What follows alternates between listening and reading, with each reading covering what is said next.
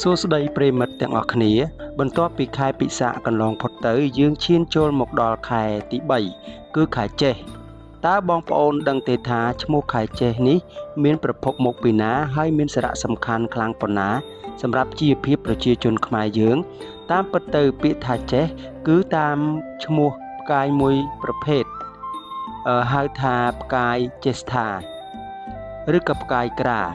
ដែលចាំងពន្លឺខ្លាំងជាងគេនៅចំកណ្ដាលមេឃក្នុងខែនេះ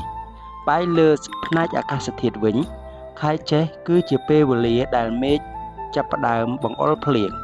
ធ្លាក់មុខជាបន្តបន្ទាប់ដីស្រែចម្ការដែលធ្លាប់តែស្ងួតហួតហែងក៏ចាប់ផ្ដើមមានសំណើមឡើងវិញនេះជាសញ្ញាប្រាប់ថា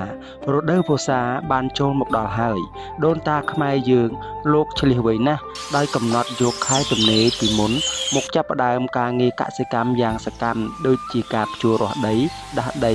និងត្រៀមគ្រាប់ពូជសម្រាប់រដូវដាំដុះថ្មីការស្វែងយល់ពីខែខ្មែរជួយឲ្យយើងស្គាល់ពីប្រពៃណីនិងធម្មជាតិកាន់តែច្បាស់សូមចុច like follow ដើម្បីរងចាំទស្សនាអត្ថន័យខ្មែរខែខ្មែរបន្តទៅទៀតបាទសូមអរគុណ